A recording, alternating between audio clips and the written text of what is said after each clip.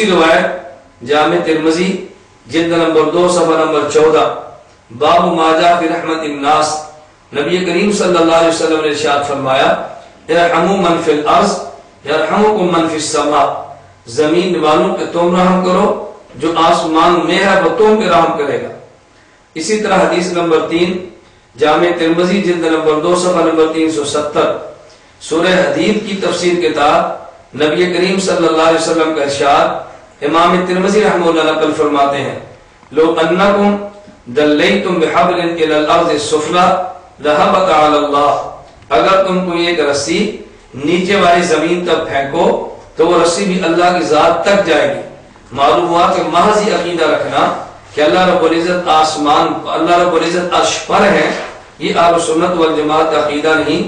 مستوی علی العرش ہونا اللہ کی صفت ہے کہ جس کے بارے میں امام مالک رحمہ اللہ فرماتے ہیں الاستواء معلوم، استواء کا لغتاً معنی معلوم ہے، والکیف عنہ مجہول، اس کی کیفیت ہمیں معلوم نہیں، والسؤال عنہ بدعۃ، سوال اس کے بارے میں کرنا بدعت ہے، والایمان بہ واجب، ایمان اس پہ لانا واجب ہے۔ تو مستوی علی العرش کما یلیق بشانہ، اس کے ہم بھی قائل ہیں، لیکن مستوی علی العرش کا معنی یوں لینا اللہ جسم کے ساتھ عرش پر ہیں، اگر پیغمبر کا عرش پر جانا ثابت ہو جائے تو یہ استواء علی العرش کے خلاف ہوگا، یہ توصیف الرحمان جیسے دجال اور کذاب کا ذہن ہو سکتا ہے، اہل سنت والجماعت کے مسلک اور عقیدہ نہیں۔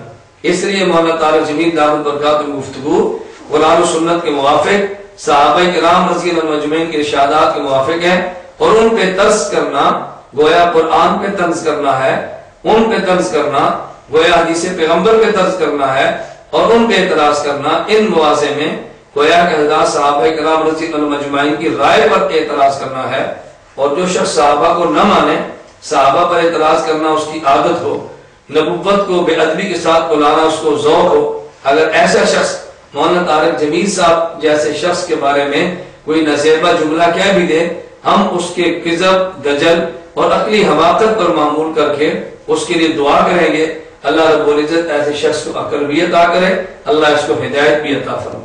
طارق جمیل اور مولوی طاہر القادری دونوں گلے مل کر کہہ رہے ہیں کہ اللہ اس طرح قریب ہوا۔ طاہر القادری باقاعدہ ہاتھ کرتے دیکھو، یہ ایک کمان ہے، ایک کمان یہ اللہ کی، ایک کمان یہ رسول اللہ کی، یہ مثل معانقہ ہو گیا، یعنی دونوں نے گلے مل لی اور معانقہ ہو گیا۔ لا حول ولا قوت الا باللہ۔ گرامی قدر سامعین اور محترم ناظرین، آپ حضرات نے توصیف الرحمان دجال کا ایک اور دجل دیکھا، اس میں 2 کلپس دکھائے، ایک مولانا طارق جمیل دامت برکاتہ کا اور ایک پروفیسر طاہر القادری کا۔ ثم دنا فتدلى وكان قاب قوسين او ادنى، اور جب بسامنا قاب قوسين او ادنى، اور جب بسامنا فرد یا حبیبی ادن منی، میرے حبیب قریب آؤ، آپ قریب ہے، یا حبیبی ادن منی، میرے حبیب اور قریب آؤ۔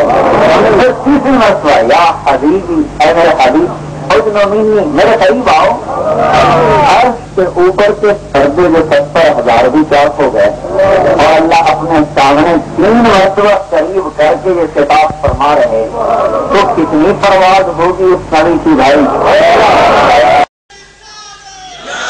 کیا خبر، تم نور و بشر میں جگڑتے رہتے ہو، ارے ایک مقام وہ آتا ہے عالم خلق میں جہاں بشریت بھی علائق میں داخل ہے اور نورانیت بھی علائق میں داخل ہے، وہاں جانے کے لیے بشریت سے بھی نکلنا پڑتا ہے اور نورانیت سے بھی نکلنا پڑتا ہے۔ جب لامکان پہ پہنچے تو مصطفیٰ جب عالم عرش پہ آئے تو بشریت کا لباس اتار دیا تھا، جب عرش پر آئے تو بشریت کا لباس اتار دیا تھا، اور جب عرش والوں کو چھوڑ کر لامکان میں گئے نورانیت کا لباس بھی اتار دیا تھا۔ اب کون سا لباس رہ گیا؟ ہائے ہائے، ہک ہے ہک ہے ہک ہے ہک ہے ہک ہے ہک ہے، جیڑا ہک کو ڈو کر جانے او کافر تے مشرک ہے۔ دنا کی کمان تھی، وہ جو ادھر سے آ رہا تھا، ایک اس کی کمان تھی، ایک فتدلہ جو ادھر سے آ رہا تھا بلانے والا، ایک جانے والے کی کمان تھی، ایک بلانے والے کی کمان تھی۔ جب دونوں ہاتھ دو کمانوں کی مانند مل جائیں تو دو کمانوں کا ملنا مثل معان کا ہو جاتا ہے۔ اور دونوں کلپس دکھانے کے بعد نتیجہ کیا نکالا کہ جو عقیدہ طاہر القادری کا ہے وہی عقیدہ مولانا طارق جمیل صاحب کا ہے۔ حالانکہ مولانا طارق جمیل سے گفتگو الگ ہے اور طاہر القادری گفتگو الگ ہے۔ مولانا طارق جمیل صاحب دامت برکاتہ ثم دنا ای اخترب، نبی کریم صلی اللہ علیہ وسلم کو حق جل مجدہ کا قرب ملا ہے، اور طاہر القادری کا قرب نہیں ملا، دونوں ایک ہوئے ہیں۔ طاہر القادری نے کہا ہک ہے ہک ہے ہک ہے، اور جو ہک کو ڈو آ کے کافر ہے مشرک ہے۔ خلاصہ طاہر القادری کا یہ تھا کہ جو دونوں کو الگ الگ سمجھے وہ کافر ہے، بلکہ دونوں ایک ہو جاتے ہیں۔ تو طاہر القادری دونوں کے وجود کے ایک وجود ہونے کا قائل ہے۔ مولانا طارق جمیل دامت برکاتہم نبی پاک صلی اللہ علیہ وسلم کے لیے اللہ کی ذات میں حلول کے قطعاً قائل نہیں ہے۔ تو مولانا کا نظریہ الگ ہے اور طاہر القادری کا نظریہ الگ ہے۔ تو اس ظالم نے دو کلپس کہاں کے اکٹھے کیے اور کس قدر غلط نتیجہ کیا۔ تو میں نے اس لیے شروع میں کہا تھا کہ توصیف الرحمان عالم نہیں بلکہ کذاب ہے، توصیف الرحمان مولوی نہیں بلکہ دجال ہے۔